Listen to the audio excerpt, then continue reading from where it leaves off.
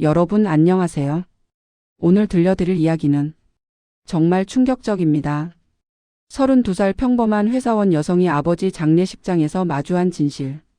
그녀 앞에 무릎 꿇고 절을 올리는 수십 명의 남자들. 그리고 그 순간 깨닫게 된 아버지의 또 다른 얼굴. 하지만 이건 시작에 불과했습니다. 연우야, 넌 날 대신해서 미끼가 되어야 했다. 관 속에서 나온 아버지의 첫 마디였습니다. 32년간 믿었던 모든 것이 거짓이었고 자신의 인생 전체가 누군가의 작전이었다는 걸 알게 된 한 여자의 이야기. 그리고 그 끝에서 마주한 더 큰 배신. 지금부터 시작하겠습니다. 구독, 좋아요 는 큰 힘이 됩니다.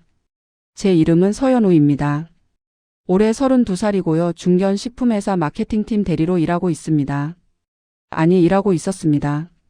모든 게 바뀐 건 3월 14일 아버지의 장례식 날이었습니다.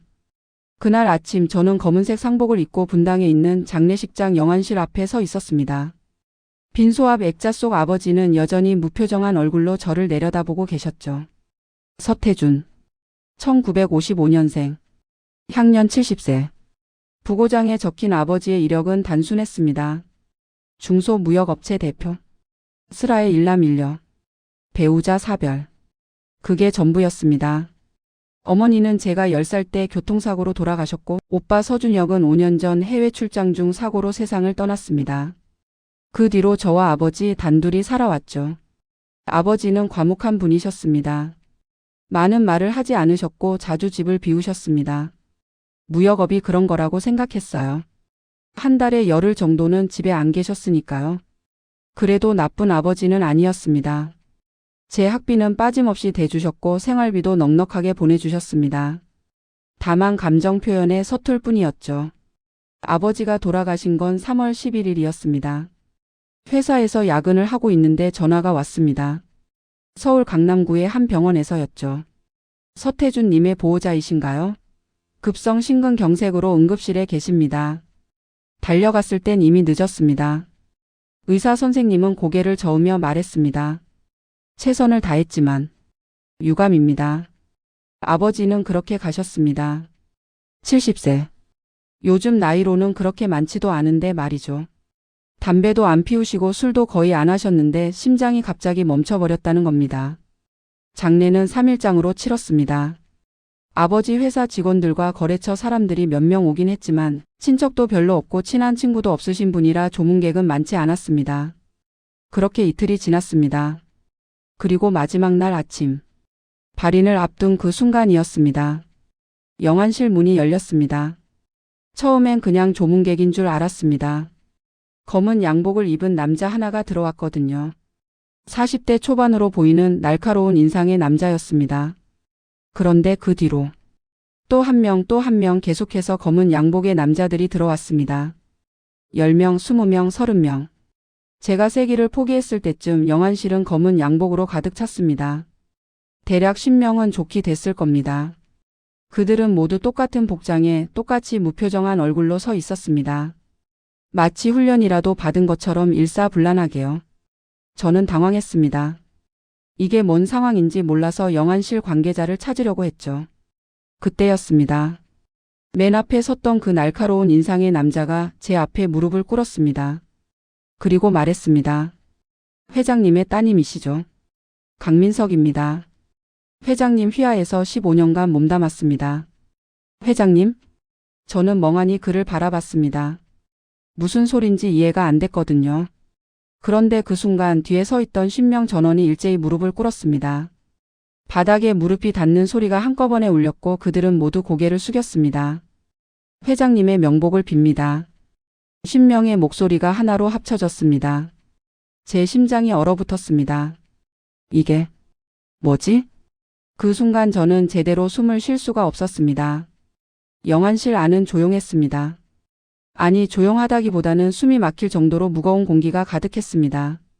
10명의 남자들이 무릎을 꿇고 고개를 숙인 채 저를 기다리고 있었으니까요.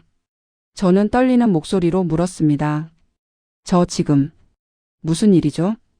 강민석이라고 소개한 남자가 천천히 고개를 들었습니다. 그의 눈빛은 차가웠지만 어딘가 슬퍼 보이기도 했습니다. 따님께서는 모르셨던 모양입니다. 뭘요? 회장님께서 무슨 일을 하셨는지요? 저는 고개를 저었습니다. 무역업 하신 거 알고 있는데요. 그 순간 강민석의 입가에 희미한 미소가 스쳤습니다. 비웃는 게 아니라 안타까워하는 듯한 미소였습니다. 무역업. 그렇게 말씀하셨군요. 무슨 뜻이에요? 강민석은 잠시 침묵하더니 입을 열었습니다. 서태준 회장님은 지난 40년간 이 나라 뒷골목을 지배하신 분입니다. 서울, 경기, 충청 지역의 모든 사업을 관장하셨고 정재계에 막대한 영향력을 행사하셨습니다. 뭐라고요? 회장님은 70년대 말부터 조직을 일으키셨습니다. 처음엔 작은 주먹 조직이었지만 시간이 지나면서 건설, 유흥, 금융, 부동산까지 손을 뻗으셨죠. 지금 이 자리에 있는 사람들은 모두 회장님 밑에서 일한 간부들입니다. 저는 뒤로 비틀거렸습니다. 조직? 주먹? 우리 아버지가? 거짓말이죠. 제 목소리가 떨렸습니다. 강민석은 고개를 저었습니다. 이 사람들이 모두 증인입니다. 회장님은 이 세계에서 전설이셨습니다. 아니, 이건 말이 안 됩니다. 우리 아버지는 그런 사람이 아니었어요. 조용하고 평범한 무역업을 하는 사업가였다고요. 집은 분당의 30평대 아파트였고 차는 10년 된 소나타였습니다. 명품 하나 없이 사셨고 외식도 거의 안 하셨어요. 어디가 조직 보스의 모습입니까? 강민석은 제 표정을 읽은 듯 말했습니다. 회장님은 철저하게 이중생활을 하셨습니다. 따님 앞에서는 평범한 아버지로 조직 앞에서는 절대 권력자로 사셨죠. 누구도 따님의 존재를 몰랐습니다. 왜요? 왜 저한테 숨기셨어요? 따님을 지키기 위해서였습니다. 강민석의 목소리가 낮아졌습니다. 이 세계는 위험합니다. 회장님의 가족이라는 게 알려지면 언제 어떤 위협이 올지 모릅니다. 그래서 회장님은 철저하게 따님을 숨기셨습니다. 일반인으로 살게 하셨죠. 저는 무릎에 힘이 풀렸습니다. 그 자리에 주저앉을 뻔했지만 간신히 버텼습니다. 그때 영안실 문이 또 열렸습니다. 이번엔 50대 후반으로 보이는 남자가 들어왔습니다. 회색 머리에 날카로운 눈빛, 검은 코트를 입은 그 남자는 강민석과는 다른 느낌이었습니다. 더 차갑고 더 위험해 보였습니다. 그가 들어오자 강민석의 얼굴이 굳었습니다. 박 실장. 박 실장이라 불린 남자는 저를 한번 후어보더니 냉소를 띤 목소리로 말했습니다. 그래서 이게 회장님의 숨겨둔 카드였나? 말 조심하십시오. 강민석이 날카롭게 말했지만 박 실장은 아랑곳하지 않았습니다. 강 본부장, 현실을 직시하시오. 회장님은 돌아가셨고 후계 구도는 정해지지 않았소. 조직은 지금 갈림길에 서 있단 말이오. 회장님께서 남기신 유언이 있습니다. 강민석이 품 안에서 봉투 하나를 꺼냈습니다. 봉투 겉면에는 이렇게 적혀 있었습니다. 내 딸 서연우에게. 제 이름이었습니다. 강민석이 저에게 봉투를 건넸습니다. 회장님께서 3년 전에 남기신 겁니다. 만약 본인이 급작스럽게 세상을 떠나면 따님께 전하라고 하셨습니다. 저는 떨리는 손으로 봉투를 받았습니다. 봉투를 뜯자 편지 한 장이 나왔습니다. 아버지의 필체였습니다. 연우야, 이 편지를 읽고 있다면 나는 이미 이 세상에 없을 것이다. 미안하다. 내게 진실을 숨기고 살았던 것에 대해. 나는 내가 생각하는 그런 아버지가 아니었다. 하지만 모든 건 너를 지키기 위해서였다. 이제 내가 선택해야 할 때다. 조직을 이어받을 것인가 아니면 등을 돌릴 것인가. 어떤 선택을 하든 나는 내 편이다. 다만 한 가지만 기억해라. 조직 안에는 배신자가 있다. 누군지는 나도 모른다. 조심해라. 사랑한다, 내 딸. 아버지가. 편지를 읽고 나니 눈물이 났습니다. 아버지는 정말 저를 지키려고 했던 걸까요? 그때 박 실장이 비웃듯 말했습니다. 감동적인 편지로군. 하지만 현실은 냉혹하오. 이 아가씨가 조직을 이어받는다. 농담도 유분수지. 강민석이 버럭 소리쳤습니다. 회장님의 유언입니다. 유언이면 뭐하오? 조직은 힘으로 움직이는 곳이오. 이 아가씨가 무슨 힘이 있어? 두 사람 사이에 긴장이 흘렀습니다. 저는 그제야 깨달았습니다. 아버지가 돌아가시면서 조직이 분열하기 시작했다는 것을. 장례를 치른 뒤 저는 강민석을 따라 아버지의 진짜 사무실에 갔습니다. 분당의 한 오피스텔 최상층이었습니다. 겉보기엔 평범한 무역회사 사무실 같았지만 안으로 들어가니 완전히 달랐습니다. 대리석 바닥 가죽 소파 벽면을 가득 채운 서재. 그리고 책상 위에 놓인 여러 대의 모니터. 이게 우리 아버지 사무실이었다니. 강민석이 책상 앞 의자를 권했습니다. 앉으십시오. 저는 조심스럽게 앉았습니다. 아버지가 앉으셨을 그 자리에 강민석은 맞은편에 서서 말을 이었습니다. 회장님은 1978년에 조직을 시작하셨습니다. 당시 23살이었죠. 그렇게 어릴 때부터요? 네. 회장님은 가난한 집안 출신이셨습니다. 14살 때 가출해서 거리에서 사셨고 주먹으로 살아남으셨죠. 강민석은 창밖을 바라보며 계속했습니다. 80년대 초반 회장님은 서울 영등포를 장악하셨습니다. 그 뒤 강남 분당으로 세력을 확장하셨고 90년대에는 합법적인 사업까지 손을 뻗으셨습니다. 합법적인 사업이요? 건설, 부동산, 유흥업소, 대부업. 겉으로는 합법이지만 실제로는 조직의 자금줄이었습니다. 회장님은 똑똑하셨습니다. 법망을 피하는 방법을 아셨죠. 저는 머리가 아팠습니다. 그럼 오빠는요? 오빠도 알고 있었나요? 강민석의 표정이 어두워졌습니다. 서준영님은 아셨습니다. 뭐라고요? 5년 전 해외 출장 중 사고로 돌아가셨다고 들으셨죠? 네, 사실은 사고가 아니었습니다. 제 심장이 철렁 내려앉았습니다. 무슨 말씀이세요? 암살당하셨습니다. 적대 조직에 의해서요. 아니, 서준영님은 회장님의 후계자로 키워지셨습니다. 어릴 때부터 조직 일을 배우셨고 실제로 몇몇 사업을 맡아 운영하셨죠. 하지만 5년 전 부산 쪽 조직과의 영역 다툼 중에 강민석이 말을 멈췄습니다. 저는 눈물이 났습니다. 오빠의 죽음이 그런 거였다니. 그래서 회장님은 더 철저하게 따님을 숨기셨습니다. 아드님을 잃은 뒤 남은 건 따님뿐이었으니까요. 아버지는 왜 이런 삶을 사신 거죠? 강민석이 잠시 생각하더니 말했습니다. 생존이었습니다. 처음엔 그냥 살아남기 위해서였겠죠. 하지만 시간이 지나면서 조직은 커졌고 책임도 커졌습니다. 회장님 밑에는 수백 명의 사람들이 있었고 그들의 가족까지 생각하면 수천 명이 회장님께 의지했습니다. 그럼 나쁜 일도 많이 하셨겠네요. 강민석은 부정하지 않았습니다. 조직이란 게 원래 그런 겁니다. 깨끗할 수 없죠. 하지만 회장님은 나름의 원칙이 있으셨습니다. 마약은 손대지 않으셨고 일반인에게는 피해를 주지 않으려 하셨습니다. 저는 씁쓸하게 웃었습니다. 그게 위안이 될까요? 아니요. 하지만 이 세계에서 회장님은 그나마 합리적인 분이셨습니다. 만약 회장님이 아니었다면 더 잔인한 사람이 그 자리에 있었을 겁니다. 그때 사무실 문이 열렸습니다. 30대 중반으로 보이는 여자가 들어왔습니다. 검은 정장에 높은 구두를 신은 그녀는 날카로운 인상이었습니다. 강 본부장 박 실장이 움직이고 있습니다. 강민석이 미간을 찌푸렸습니다. 어떻게? 자기 편 조직원들을 모으고 있습니다. 회의를 소집하려는 것 같습니다. 젠장. 강민석이 욕을 내뱉었습니다. 저는 조심스럽게 물었습니다. 박 실장이 누구죠? 여자가 저를 바라보며 말했습니다. 박철민. 회장님의 오른팔이었던 사람입니다. 아니, 오른팔이라기보다는 칼날이었죠. 더러운 일은 다 그 사람이 맡았습니다.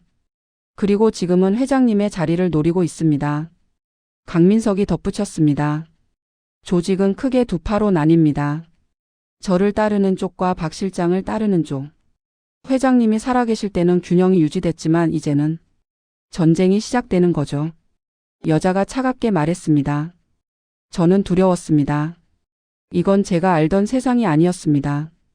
회사에서 기획서 쓰고 프레젠테이션 하던 제가 갑자기 조직의 후계자라니. 저는 이런 거 못해요.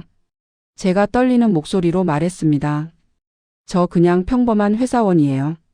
아무것도 몰라요. 조직이 어떻게 돌아가는지 사람들을 어떻게 이끄는지 전혀 몰라요. 강민석이 제 앞에 무릎을 꿇었습니다. 그럼 배우십시오. 뭐라고요?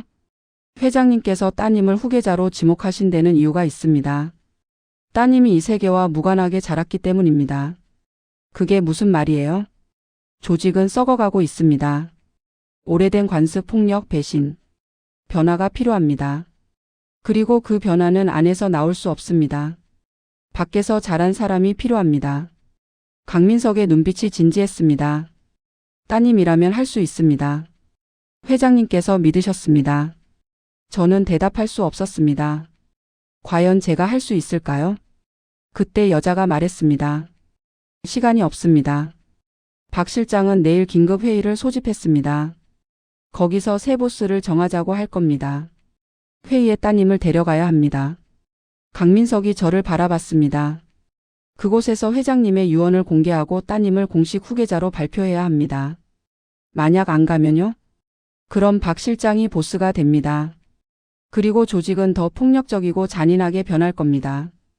저는 깊은 한숨을 쉬었습니다. 선택의 여지가 없었습니다. 알겠어요.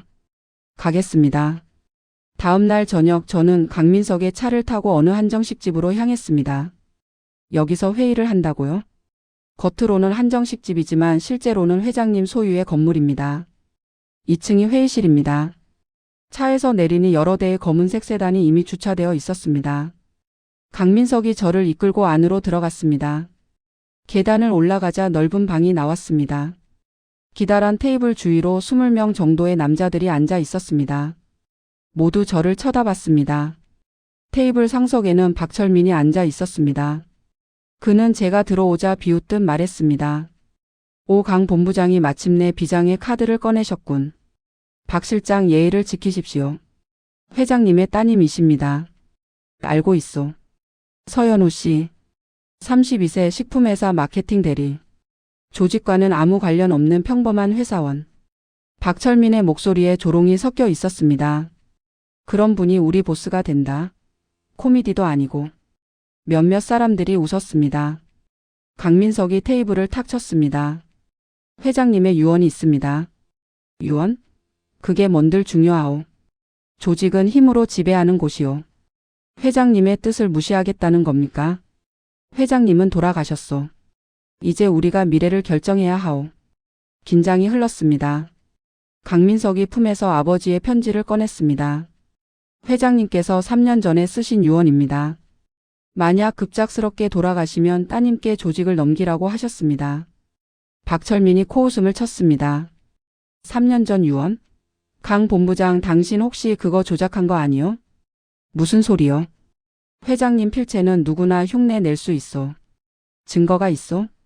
그 순간이었습니다. 갑자기 방 안에 불이 모두 꺼졌습니다. 사람들이 웅성거렸고 누군가 총을 빼는 소리가 들렸습니다. 그리고 정면 스크린에 불빛이 켜졌습니다. 화면에 한 남자의 얼굴이 나타났습니다. 저는 숨이 멎는 줄 알았습니다. 그건 아버지였습니다. 이럴 수가. 박철민이 중얼거렸습니다. 화면 속 아버지는 차분한 목소리로 말하기 시작했습니다. 이 영상을 보고 있다면 나는 이미 죽었을 것이다. 아니, 죽은 척하고 있을 것이다. 뭐라고? 놀랐겠지. 특히 내 딸 연우는 더 그럴 거다. 미안하다. 아버지의 목소리가 계속 이어졌습니다. 사실 나는 죽지 않았다. 적어도 이 영상이 상영되는 시점에서는 말이다. 이건 위장 사망 작전이다. 회의실이 술렁거렸습니다. 조직 내부에 배신자가 있다. 내가 오래전부터 눈치채고 있었던 자가. 하지만 증거가 없었다.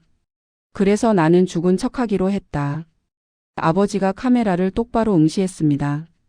내가 죽으면 배신자는 움직일 것이다. 조직을 장악하려 들 것이다.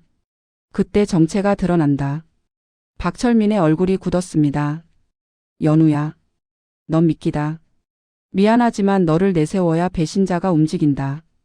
내가 후계자라고 발표하면 배신자는 널 제거하려 할 것이다. 제 온몸에 소름이 돋았습니다. 강민석, 내가 이 영상을 틀고 있겠지. 잘 들어라. 지금부터 72시간 동안 연우를 지켜라. 배신자가 반드시 움직인다. 그리고 나는. 화면이 흔들렸습니다. 내가 직접 나타나 마무리를 짓겠다. 영상이 끊겼습니다. 회의실은 정적에 휩싸였습니다. 저는 믿을 수 없었습니다. 아버지가 살아 계시다고? 그리고 저를 미끼로 쓴다고? 박철민이 일어나며 고함쳤습니다. 이게 무슨 개소리요? 회장님이 살아 계시다니 말도 안 되는 소리를. 영상을 봤습니다. 회장님께서 직접 하신 말씀입니다. 강민석이 차분하게 말했습니다. 인정할 수 없소. 이건 조작이요. 그럼 72시간 기다려 보시죠. 회장님께서 나타나실 겁니다. 박철민의 얼굴이 일그러졌습니다. 그때 그의 휴대폰이 울렸습니다. 그는 전화를 받더니 얼굴이 새하얘졌습니다. 뭐라고? 본사 금고가? 지금 당장 가본다. 그는 부하들을 이끌고 급히 자리를 떠났습니다. 회의실에 남은 사람들이 서로를 바라봤습니다. 강민석이 제게 다가와 낮은 목소리로 말했습니다. 이제부터 시작입니다. 조심하십시오. 강 본부장님. 아버지가 정말 살아 계신 건가요? 저도 확신할 수 없습니다. 하지만 회장님이라면 충분히 가능한 일입니다. 저는 혼란스러웠습니다. 아버지의 장례식을 치렀는데 살아 계시다니. 그리고 저를 미끼로 쓴다니. 화가 났습니다. 제 인생이 뭡니까? 도구입니까?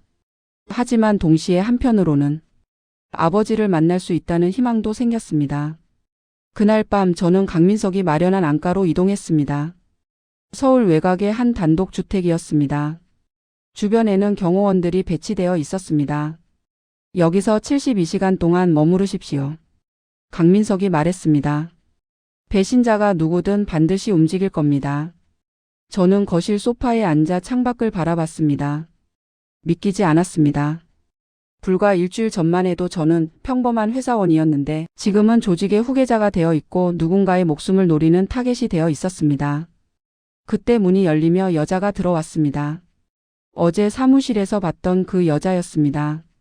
소개가 늦었네요. 전 한지은입니다. 회장님 비서실장이었습니다. 비서실장이요? 겉으로는 비서지만 실제로는 정보 담당입니다. 조직 내외부의 모든 정보를 수집하고 분석하는 게 제 일이었죠. 한지은이 노트북을 펼쳤습니다. 박철민의 동선을 추적하고 있습니다. 그는 지금 자기 편 조직원 30명을 모았습니다. 뭘 하려는 걸까요? 아마 쿠데타를 준비하는 것 같습니다. 회장님이 정말 살아 계시다면 자신이 위험하다는 걸 알겠죠. 그 전에 선제 공격을 하려는 겁니다. 그럼 저를? 네, 따님을 제거하려 할 겁니다. 후계자가 사라지면 혼란이 오고 그 틈을 타서 박철민이 보스 자리에 오를 수 있으니까요. 저는 두려웠습니다. 제가 뭘 해야 하죠? 한지은이 저를 똑바로 쳐다봤습니다. 싸워야 합니다. 저는 싸울 줄 몰라요. 배우면 됩니다. 회장님께서 따님을 선택하신 건 이유가 있습니다. 무슨 이유요? 따님은 깨끗합니다. 이 더러운 세계에 물들지 않았죠. 조직원들 중 많은 이들이 변화를 원합니다. 폭력과 배신이 아닌 좀 더 합리적인 방식을 원하죠. 따님이라면 그걸 가져올 수 있습니다. 저는 고개를 저었습니다. 저는 그냥 평범하게 살고 싶었어요. 이미 늦었습니다. 따님은 회장님의 딸입니다. 그 사실만으로도 타겟이 될 수밖에 없습니다. 한지은의 말이 맞았습니다. 돌아갈 수 없었습니다. 그때 밖에서 총소리가 들렸습니다. 탕, 탕탕. 한지은이 재빨리 총을 빼들었습니다. 엎드리세요. 저는 바닥에 엎드렸습니다. 창문이 깨지며 총알이 날아들었습니다.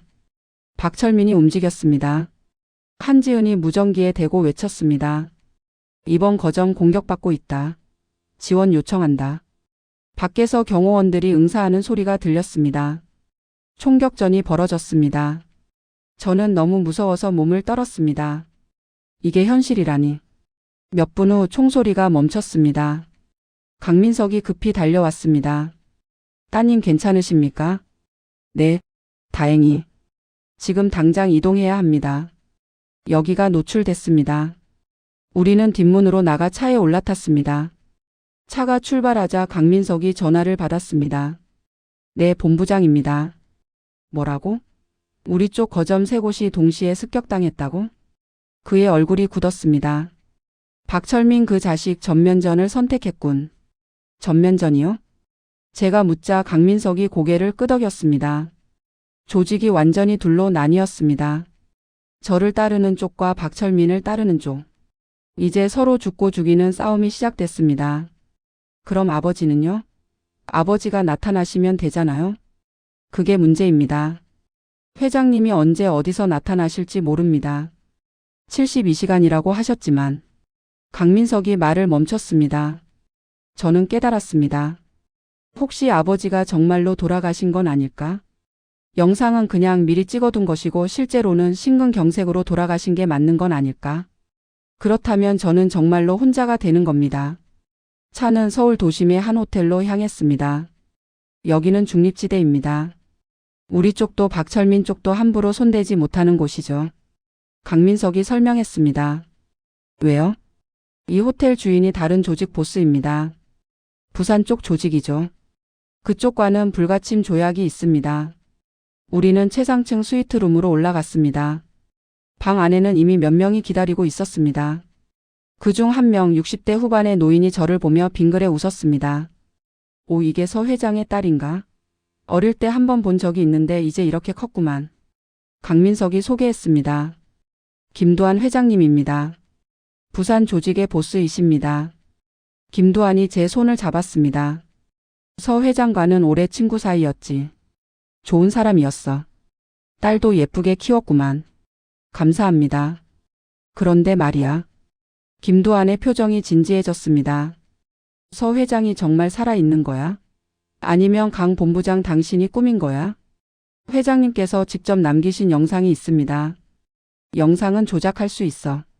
나는 증거가 필요해. 72시간 안에 회장님께서 나타나실 겁니다. 김도한이 저를 뚫어지게 쳐다봤습니다. 아가씨, 솔직히 말해봐. 너는 정말 조직을 이끌 생각이 있나? 저는 망설였습니다. 솔직히 없었습니다. 하지만 지금 상황에서 그렇게 말하면 모든 게 끝날 것 같았습니다. 저는 아버지의 뜻을 따르고 싶습니다. 아버지의 뜻? 네. 조직을 지키는 게 아버지의 뜻이었다면 그렇게 하겠습니다. 김도한이 웃었습니다. 겉으로는 얌전해 보이는데 배짱이 있구만. 좋아, 내가 도와주지. 정말입니까? 서 회장한테 빚이 있거든. 20년 전에 내 목숨을 구해줬어. 그 빚을 갚을 때가 된 것 같군. 김도한이 강민석에게 말했습니다. 우리 쪽 사람 20명을 보내주지. 경호를 맡으라고 해. 감사합니다, 회장님. 대신 조건이 있어. 말씀하십시오. 만약 72시간이 지나도 서 회장이 안 나타나면 나는 손 떼겠네. 그때는 알아서 해결해. 알겠습니다. 김도한이 자리에서 일어났습니다. 그럼 행운을 빌지. 아가씨, 살아남으면 다시 보세. 그가 나간 뒤 한지은이 말했습니다. 이제 48시간 남았습니다. 회장님이 정말 나타나실까요? 모르겠습니다. 하지만 우리는 믿어야 합니다. 저는 창밖을 바라봤습니다. 서울 야경이 펼쳐져 있었습니다. 저 밑에서 지금 전쟁이 벌어지고 있다는 게 믿기지 않았습니다. 다음 날 아침 제게 전화가 왔습니다. 발신자는 박철민이었습니다. 받지 마십시오. 강민석이 말렸지만 저는 받았습니다. 여보세요? 서연우 씨. 나 박철민이요.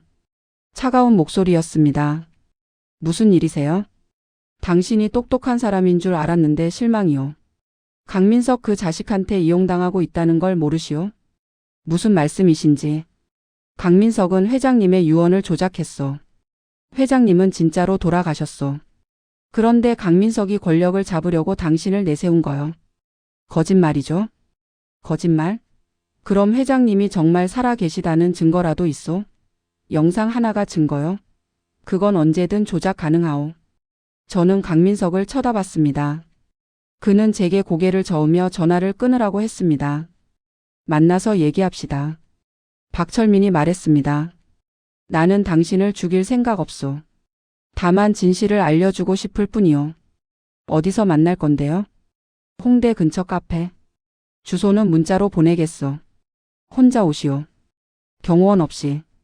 전화가 끊겼습니다. 강민석이 버럭 소리쳤습니다. 가면 안 됩니다. 함정입니다. 하지만 박 실장 말도 일리가 있어요. 뭐가요?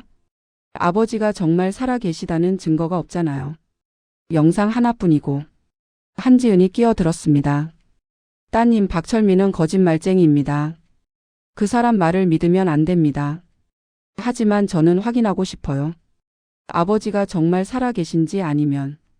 저는 말을 멈췄습니다. 강민석이 한숨을 쉬었습니다. 가시겠다는 겁니까? 네. 그럼 제가 따라가겠습니다.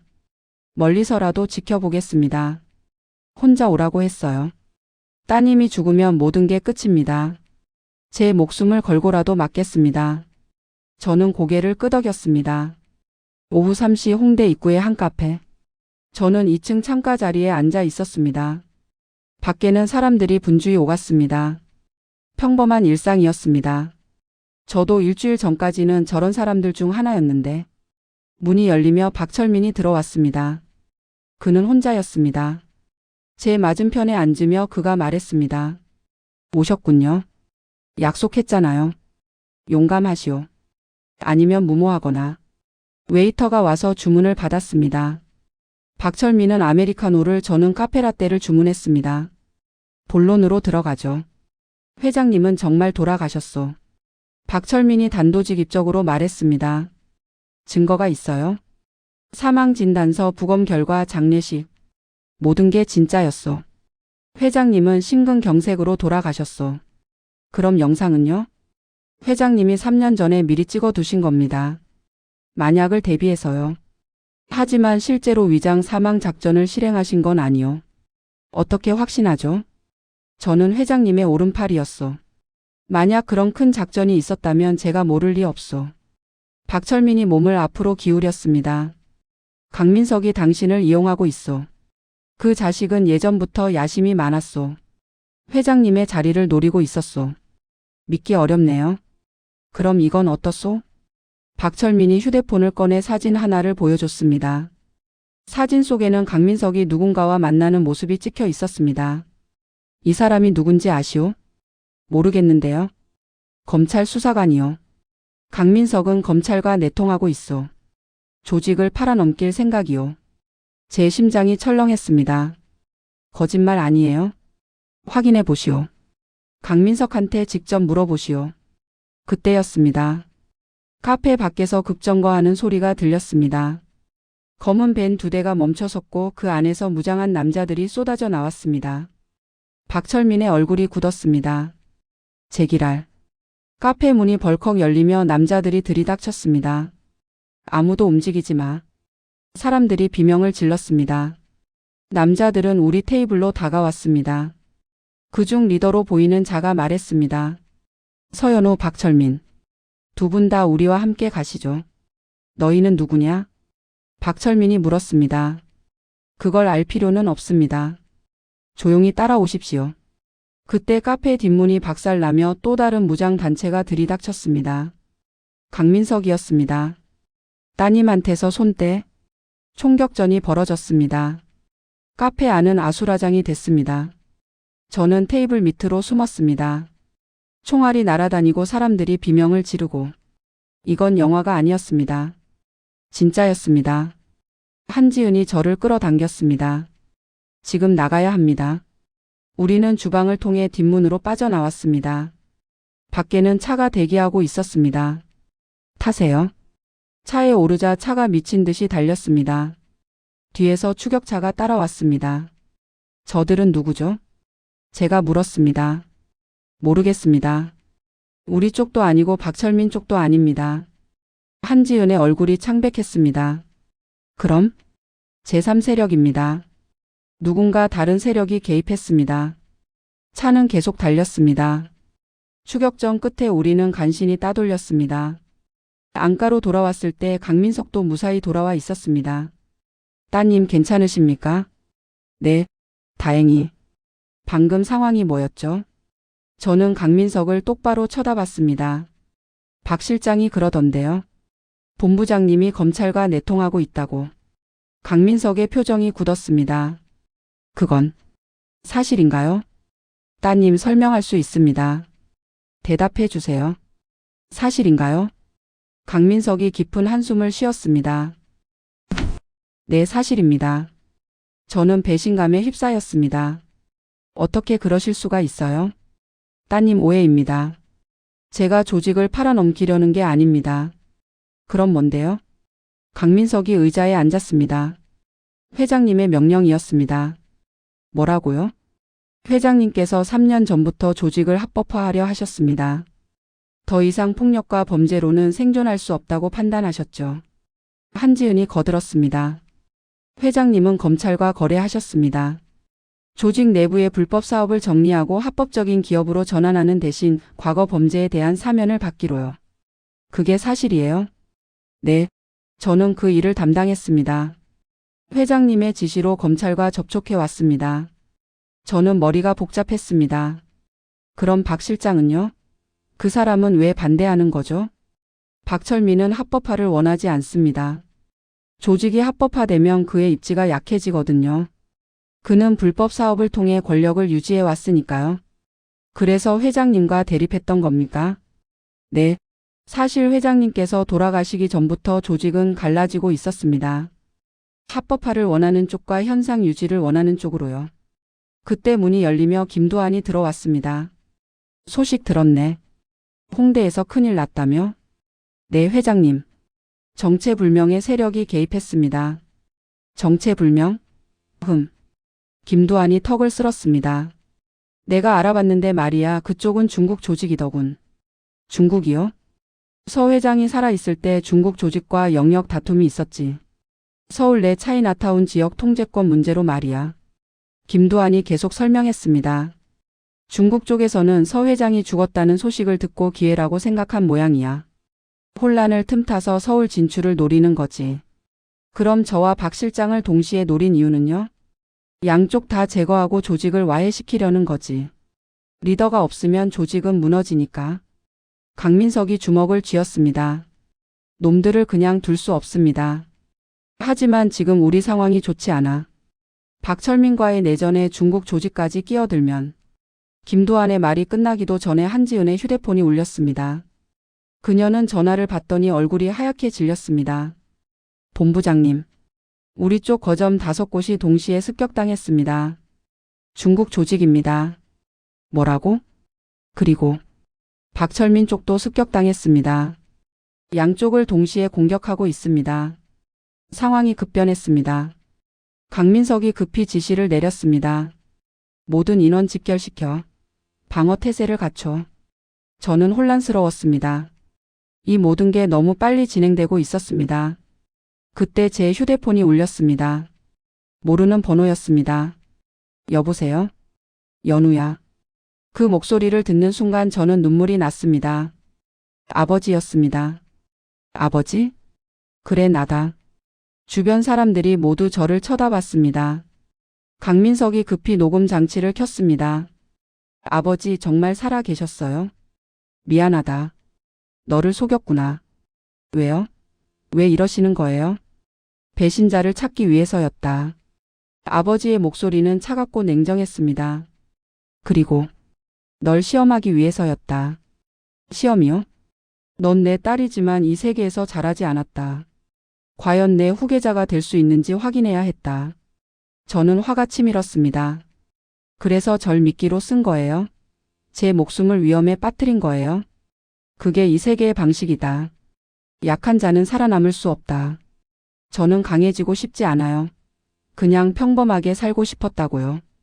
이미 늦었다. 넌 서태준의 딸이다. 그 사실만으로도 너는 평범할 수 없다. 아버지의 말이 칼처럼 날카로웠습니다. 지금부터 24시간 후에 내가 나타나겠다. 모든 것을 정리할 것이다. 아버지. 연우야, 한 가지 더 알려줄 게 있다. 뭔데요? 배신자는 내가 생각하는 것보다 가까이 있다. 전화가 끊겼습니다. 저는 주변을 둘러봤습니다. 강민석, 한지은, 김두한. 이 중에 배신자가 있다는 말인가요? 그날 밤 저는 잠을 이룰 수 없었습니다. 아버지의 마지막 말이 계속 맴돌았습니다. 배신자는 내가 생각하는 것보다 가까이 있다. 누구일까요? 강민석? 그는 아버지의 가장 믿음직한 부하였습니다. 15년 동안 함께 일했다고 했죠. 한지은? 비서실장으로서 모든 정보를 쥐고 있는 사람입니다. 아니면 김두한? 부산 조직 보스로서 아버지와 오랜 친구라고 했지만 과연 믿을 수 있을까요? 새벽 3시 저는 몰래 방을 나왔습니다. 복도는 조용했습니다. 경호원들도 졸고 있었습니다. 저는 1층 서재로 내려갔습니다. 이곳에는 아버지의 기록들이 있을 거라고 생각했습니다. 서재 문을 열고 들어가니 책장 가득 파일들이 꽂혀 있었습니다. 저는 책상 서랍을 열어봤습니다. 그 안에 낡은 수첩 하나가 있었습니다. 아버지의 필체로 빼곡히 적혀 있었습니다. 1998년 3월 15일. 준혁이와 함께 저녁 식사. 아이가 많이 컸다. 연우는 감기로 누워 있어서 보지 못했다. 미안하다. 2003년 7월 20일. 박철민이 강남 지역 유흥가 통제권을 요구했다. 거절했다. 너무 욕심이 많은 자다. 조심해야 한다. 2010년 4월 2일. 준혁이 사고. 내 잘못이다. 내가 이 일을 하지 않았다면 아들을 잃지 않았을 것이다. 2015년 11월 11일. 조직 내부에 이상한 기운이 돈다. 누군가 나를 제거하려는 움직임이 있다. 배신자가 있다. 2018년 6월 3일. 강민석에게 합법화 작업을 맡겼다. 이제 이 더러운 세계에서 벗어날 때가 됐다. 2020년 9월 9일. 의심된다. 김두한이 중국 조직과 접촉하고 있다는 정보가 있다. 확인이 필요하다. 김두한? 제 손이 떨렸습니다. 2021년 3월 1일. 확인했다. 김두한은 중국 조직과 내통하고 있다. 나를 제거하고 서울을 중국에 넘길 계획이다. 하지만 증거가 부족하다. 2022년 1월 15일. 위장 사망 작전을 준비한다. 내가 죽은 척하면 김두한이 움직일 것이다. 그때 증거를 확보한다. 저는 숨이 막혔습니다. 김두한이 배신자였습니다. 아버지의 친구라고 믿었던 그 사람이 그 수첩을 찾았군요. 뒤에서 목소리가 들렸습니다. 돌아보니 김두한이 서 있었습니다. 그는 더 이상 친절한 노인이 아니었습니다. 차갑고 냉혹한 표정이었습니다. 언제부터 알고 있었어요? 제가 물었습니다. 처음부터요. 서 회장의 수첩이 이곳에 있다는 것을요. 그럼 왜 가만히 있었죠? 확인하고 싶었죠. 당신이 정말 서 회장의 딸다운 직감을 가지고 있는지. 김두한이 천천히 다가왔습니다. 그리고 당신은 합격이요. 훌륭한 직감이야. 당신이 오빠를 죽인 거예요? 김두한의 입가에 미소가 번졌습니다. 정확하게는 내가 지시한 게 아니라 중국 쪽에서 처리한 거지만 뭐 비슷한 거지. 왜요? 아버지와 친구라면서요. 친구? 김두한이 비웃었습니다. 서 회장과 나는 경쟁자였소. 40년 동안 서로를 견제하며 살았지. 친구 따위 아니었소. 그럼 왜 도와주는 척했어요? 당신을 이용하기 위해서지. 서 회장이 위장 사망을 했다면 언젠가 나타날 거라고 생각했소. 그래서 당신 곁에 있으면서 기다린 거요. 김두한이 총을 꺼냈습니다. 이제 끝이오. 당신이 죽으면 서 회장도 나타날 수밖에 없을 거요. 그때 함께 처리하면 되지. 저는 뒤로 물러났습니다. 강 본부장님이 알면. 강민석? 그 친구는 지금 내 사람들이 상대하고 있어. 곧 죽을 거요. 그 순간 총성이 울렸습니다. 하지만 쓰러진 건 김두한이었습니다. 뒤에서 한지은이 총을 들고 있었습니다. 따님 괜찮으세요? 한 실장님? 회장님께서 예상하신 대로였습니다. 김두한이 배신자였군요. 저는 안도의 한숨을 쉬었습니다. 지금 밖이 난리입니다. 김두한의 부하들이 공격해오고 있습니다. 한지은이 제 손을 잡았습니다. 빨리 나가야 합니다. 우리는 뒷문으로 빠져나갔습니다. 밖에서는 총격전이 벌어지고 있었습니다. 강민석이 부하들을 이끌고 김두한 쪽과 싸우고 있었습니다. 강 본부장님. 제가 소리쳤습니다. 강민석이 저를 보더니 외쳤습니다. 따님, 차에 타세요. 지금 이곳을 벗어나야 합니다. 우리는 차에 올라탔습니다. 차가 출발하려는 순간 또 다른 무장 집단이 나타났습니다. 중국 조직이었습니다. 젠장. 강민석이 욕을 내뱉었습니다. 우리는 완전히 포위당했습니다. 그때였습니다. 하늘에서 헬기 소리가 들렸습니다. 헬기 한 대가 내려오더니 상공에서 조명을 비췄습니다. 그리고 확성기로 목소리가 울려 퍼졌습니다. 모두 무기를 내려놓아라. 아버지의 목소리였습니다. 서태준이다. 내가 돌아왔다. 헬기가 착륙했고 문이 열렸습니다. 아버지가 내려왔습니다. 70세라고는 믿기지 않을 정도로 당당한 모습이었습니다. 뒤로 20명의 무장 경호원이 따라 나왔습니다. 회장님. 강민석이 무릎을 꿇었습니다. 다른 조직원들도 모두 무릎을 꿇었습니다. 중국 조직원들은 당황한 표정이었습니다. 아버지가 그들을 향해 걸어갔습니다. 내 놈들 내 땅에서 감히. 아버지의 목소리는 얼음처럼 차가웠습니다. 당장 꺼져. 아니면 모두 죽는다. 중국 조직원들이 서로를 쳐다봤습니다. 그리고 리더로 보이는 자가 고개를 숙였습니다. 실례했습니다. 물러가겠습니다. 그들은 급히 철수했습니다. 아버지가 저에게 다가왔습니다. 연우야. 아버지.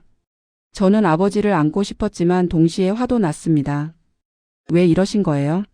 왜 저를 이용하신 거예요? 미안하다. 하지만 다른 방법이 없었다. 다른 방법이요? 저한테 진실을 말씀해 주시면 되잖아요. 내가 알았다면 연기를 할 수 없었을 것이다. 김두한은 똑똑한 자다. 조금이라도 의심하면 움직이지 않았을 거다. 아버지가 제 어깨에 손을 얹었습니다. 넌 잘했다. 훌륭했다. 저는 아버지처럼 되고 싶지 않아요. 알고 있다. 그래서 너에게 선택권을 주겠다.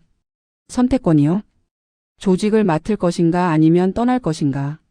저는 망설였습니다. 과연 무엇을 선택해야 할까요? 며칠 후 모든 것이 정리됐습니다. 김두한은 부산으로 추방됐고 중국 조직과의 분쟁도 일단락됐습니다. 박철민은 아버지와 대화한 후 조직에서 은퇴하기로 했습니다. 조직은 다시 아버지의 통제 아래 놓였습니다. 하지만 아버지는 말했습니다. 이제 내 시대는 끝났다. 새로운 리더가 필요하다. 우리는 아버지의 사무실에 앉아 있었습니다. 강민석, 한지은 그리고 주요 간부 10명. 연우에게 묻겠다. 아버지가 저를 바라봤습니다. 조직을 맡을 것인가? 저는 깊은 숨을 들이쉬었습니다. 지난 일주일 동안 많은 생각을 했습니다. 이 조직이 무엇인지, 아버지가 어떻게 살아왔는지, 그리고 제가 무엇을 원하는지. 아버지. 제가 입을 열었습니다. 저는 조직을 맡고 싶지 않습니다. 아버지의 표정이 굳었습니다. 하지만 조건이 있습니다. 조건? 조직을 완전히 합법화하는 겁니다. 모든 불법 사업을 정리하고 정당한 기업으로 만드는 거죠. 강민석이 고개를 끄덕였습니다. 그건 회장님께서도 원하시던 바입니다. 저는 경영자가 되겠습니다. 조직 보스가 아니라 정식 기업의 대표로서요. 아버지가 잠시 생각하더니 물었습니다. 가능하겠나? 시간이 걸리겠지만 가능합니다. 강 본부장님이 이미 검찰과 협상을 진행하셨고 저는 정상적인 기업 경영 경험이 있습니다.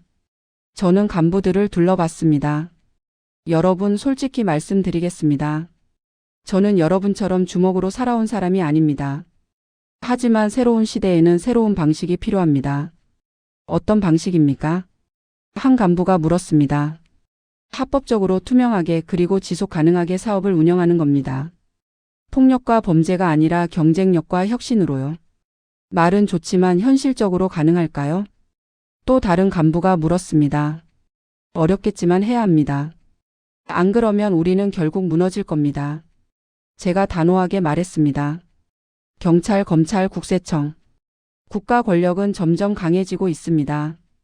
우리가 불법으로 계속 간다면 언젠가는 다 잡혀갈 겁니다. 아버지가 천천히 고개를 끄덕였습니다. 옳은 말이다. 사실 나도 그래서 합법화를 추진했던 것이다. 그럼 회장님께서는? 강민석이 물었습니다. 나는 물러나겠다. 이제 연우의 시대다. 아버지가 저를 보며 말했습니다. 다만 조건이 있다. 우리 사람들을 버리지 마라. 그들에게도 합법적인 일자리를 줘라. 약속드립니다. 저는 고개를 숙였습니다. 회의가 끝난 후 아버지와 단둘이 남았습니다. 아버지, 한 가지 물어봐도 될까요? 뭐든 물어라. 오빠 준혁이. 정말 조직 일을 좋아했나요? 아버지의 표정이 어두워졌습니다. 아니다. 준혁이도 싫어했다. 하지만 내가 강요했지. 왜요? 후계자가 필요했으니까. 어리석었다. 내 욕심 때문에 아들을 잃었다. 아버지의 눈에 눈물이 맺혔습니다. 그래서 너는 다르게 키우고 싶었다. 일반인으로 행복하게. 하지만 결국 저도 여기 있잖아요. 미안하다. 정말 미안하다. 저는 아버지를 안았습니다. 괜찮아요. 이제 다 끝났어요. 너는 잘할 것이다. 나보다 훨씬 더. 2년이 흘렀습니다. 저는 지금 서진그룹 대표이사로 일하고 있습니다. 옛날 조직은 이제 정식 기업이 됐습니다. 부동산 개발, 물류, 유통. 모두 합법적인 사업들입니다. 물론 쉽지 않았습니다. 조직원들 중 일부는 합법화를 받아들이지 못하고 떠났습니다. 검찰과의 협상도 힘들었고 과거 범죄에 대한 보상도 치러야 했습니다. 하지만 결국 해냈습니다. 강민석은 지금 그룹 부회장으로 일하고 있습니다. 한지은은 전략기획실장이 됐죠. 옛날 조직원들은 이제 정식 직원이 됐고 대부분 성실하게 일하고 있습니다. 아버지는 은퇴해서 제주도에서 살고 계십니다. 가끔 전화하시면 이렇게 말씀하십니다. 연우야, 잘하고 있지? 네, 아버지. 걱정 마세요. 기특하다. 너는 정말 훌륭한 리더다. 저는 여전히 이 모든 게 믿기지 않습니다. 불과 2년 전만 해도 저는 평범한 회사원이었는데 지금은 직원 500명을 거느린 그룹 대표입니다. 하지만 후회는 없습니다. 이게 제 운명이었나 봅니다. 오늘도 저는 사무실에 앉아 서류를 검토하고 있습니다. 새로운 물류센터 건설 계획서, 내년도 사업 전략, 직원 복지 개선안. 일은 끝이 없지만 보람 있습니다. 문이 노크되고 한지은이 들어왔습니다. 대표님, 부산에서 연락 왔습니다. 부산? 네. 김두한 회장이 돌아가셨답니다. 장례식에 참석해달라고 하네요. 저는 잠시 생각했습니다. 김두한. 배신자. 하지만 아버지의 오랜 경쟁자이기도 했던 사람. 알겠습니다. 내일 부산으로 가죠. 네, 대표님. 한지은이 나간 후 저는 창밖을 바라봤습니다. 서울 도심의 빌딩들이 햇살을 반사하고 있었습니다. 아름다운 풍경이었습니다. 저는 이제 압니다. 세상에는 빛과 그림자가 함께 존재한다는 것을. 아버지는 그림자에서 살았고 저는 빛으로 나왔습니다. 하지만 그림자를 부정할 수는 없습니다. 그것도 제 일부이니까요. 저는 책상 서랍을 열었습니다. 그 안에는 아버지가 마지막으로 주신 편지가 있었습니다. 연우야, 너는 내가 할 수 없었던 일을 해냈다. 조직을 빛으로 이끌었다. 자랑스럽다. 하지만 기억해라. 세상은 여전히 위험하다. 항상 조심하고 항상 깨어 있어라. 그리고 무엇보다 사람을 소중히 여겨라. 권력이 아니라 사람이 가장 중요하다. 사랑한다, 내 딸. 아버지가. 저는 편지를 접어 다시 서랍에 넣었습니다. 그리고 다시 일을 시작했습니다. 제 이야기는 여기서 끝이 아닙니다. 이제 시작일 뿐입니다. 서연우의 새로운 시대가. 여러분, 여기까지 이야기를 들어주셔서 감사합니다. 평범한 회사원이었던 한 여자가 아버지의 죽음을 계기로 조직의 후계자가 되고 배신과 음모 속에서 살아남아 결국 새로운 길을 개척하는 이야기였습니다. 때로는 우리 인생도 예상치 못한 방향으로 흘러갑니다. 중요한 건 그 상황에서 어떤 선택을 하느냐입니다. 서연우는 아버지의 길을 그대로 따르지 않았습니다. 자신만의 방식으로 새로운 길을 만들어냈죠. 여러분도 삶에서 예상치 못한 상황을 만난다면 두려워하지 마세요. 그것이 새로운 시작일 수 있습니다. 오늘 이야기가 여러분께 작은 울림이 되었기를 바랍니다. 다음에 또 흥미로운 이야기로 찾아뵙겠습니다. 감사합니다.